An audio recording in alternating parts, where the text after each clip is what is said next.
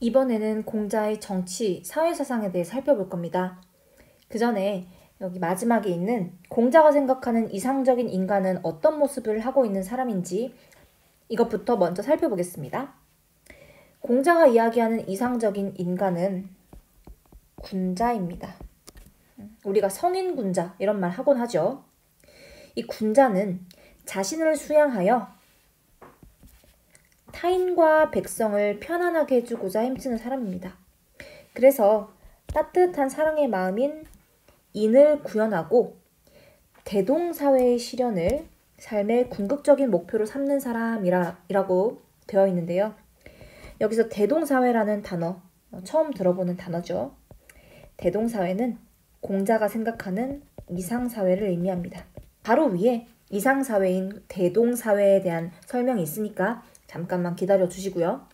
그러면 다시 처음으로 공자의 정치사상, 사회사상으로 돌아가서 과연 공자는 어떤 사람이 어떤 모습으로 백성을 다스리고 나라를 다스려야 한다라고 생각했을지 알아보도록 하겠습니다. 공자가 생각하는 이상적인 정치의 모습은 덕치로 표현할 수 있습니다. 덕치, 한마디로 덕스러운 정치를 의미합니다. 옆에 설명을 읽어보면 법률이나 형벌로 사람들을 다스리기보다는 도덕과 예의로 백성을 교화하는 정치라고 되어 있습니다. 한 사회를 이끌어가는 리더의 모습으로 다양한 모습들이 존재하겠죠. 강력한 법률, 형벌로 사람들을 가혹하게 다스리는 사람들이 있겠고요. 반면에 따뜻한 마음으로 도덕과 예의로 감화시키는 리더가 있을 겁니다. 공자는 바로 이 후자의 모습을 이상적으로 보았고 이런 정치를 덕치라고 표현합니다. 그래서 공자는 통치자가 먼저 군자다운 인격을 갖고 다스려야 한다라고 이야기했는데요. 여기서 군자, 바로 자신을 수양해서 타인과 백성을 편안하게 해주는 사람, 인을 구현한 사람, 우리 사회를 이상적인 사회로 만들기 위해 노력하는 사람을 의미합니다. 여러분들이 어떤 사람을 이상적인 리더로 생각하는지는 다양한 의견이 있을 수 있지만 적어도 공자가 생각할 때 나라를 이끌고 백성을 이끄는 리더의 모습은 따뜻한 마음으로 도덕과 예의로 사람들을 이끌어 나가는 리더를 이상적으로 생각했다. 이 점을 꼭 기억해 주시기 바랍니다. 나라를 다스리는 통치자가 덕스러운 마음으로 정치를 행한다면 나머지 사회 구성원들은 어떤 역할을 해야 할까요? 공자는 임금뿐만 아니라 신하 혹은 아버지와 아들과 같은 가족 구성원들이 자신의 역할을 충실히 하고 맡은 역할을 다하는 것을 강조하고 있습니다. 이것을 정명이라고 합니다. 바를 정자에 이름 명자를 써서 이름을 바르게 한다라는 뜻인데요. 한마디로 자기 이름답게 자기 역할, 자기의 지위에 맞게 맡은 바 역할을 다하라 라는 뜻입니다. 아래에는 역시 논어에 나와 있는 구절 중에 하나인데요. 군군, 신신, 부부, 자자. 군자는 군자답게, 신하는 신하답게, 아버지는 아버지답게, 아들은 아들답게 라고 해석할 수 있습니다. 공자는 나라의 리더는 인한 성품으로 덕스러운 정치를 해야 한다고 보았고 그 외에 다른 사회 구성원들도 자기 자신의 이름에 맞는 자신의 신분과 지위에 맞는 역할을 다해야 한다라고 주장합니다.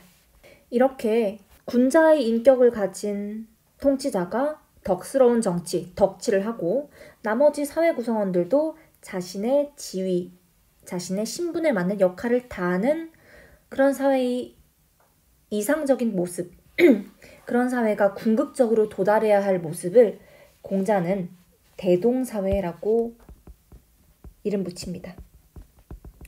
대동사회는 공자가 생각하는 이상적인 사회의 모습인데요.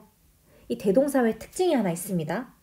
바로 재화의 공정한 분배가 이루어져서 모두가 더불어 잘 사는 공자가 생각하는 이상사회인데요. 불평등 문제와 빈부격차가 점차 심해지는 현대사회는 대동사회와는 거리가 좀 멀어 보이죠. 아랫부분에 괄호 속에 재화의 저금과 분배의 균등이라는 단어 가운데 빈 여백이 있는데요.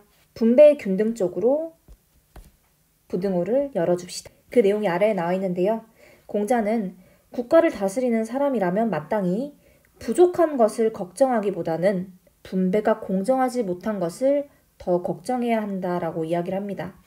이런 측면에서 공자의 대동사회는 사회주의 사상과도 일맥상통한다라고 이야기할 수 있겠죠.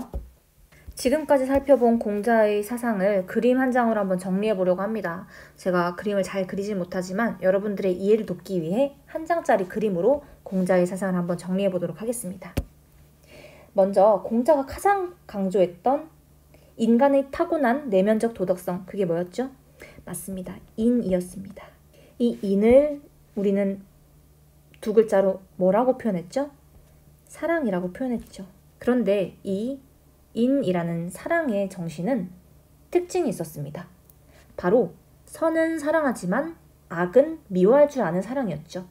그리고 사랑의 범위 또한 가까운 곳에서부터 점차 넓은 것으로 확대해 나가는 사랑이라고 했죠. 그래서 우리는 인을 차별적 사랑이라고 정의했습니다. 그렇다면 무엇을 사랑할 것인가?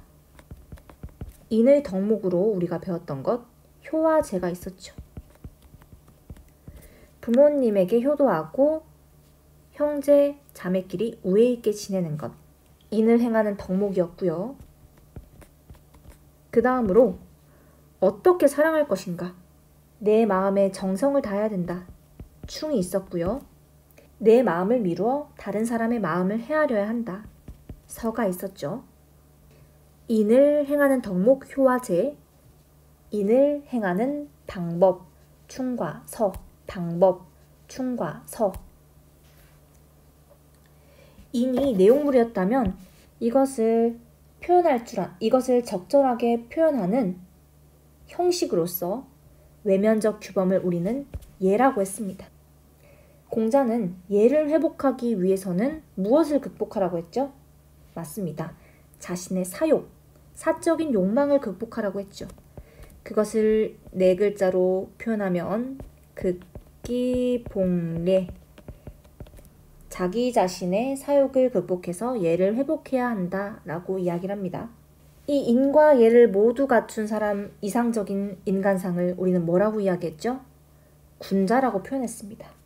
지금 여기 군자를 그려야 되는데 어떻게 해야 될지 모르겠네요. 선생님이 그림을 잘 못 그리니까 이렇게 쿠키 모양으로 그려보겠습니다. 쿠키런.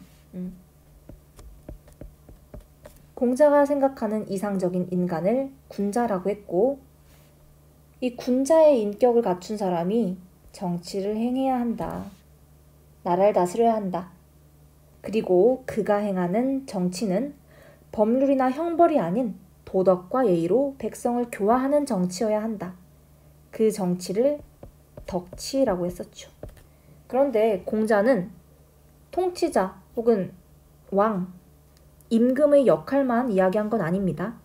임금뿐만 아니라 신하 혹은 가족 구성원으로서 부모와 자식, 우리 사회를 이루는 모든 구성원들이 자신의 신분과 지위에 맞는 자신의 역할을 다해야 한다라고 이야기를 하는데요.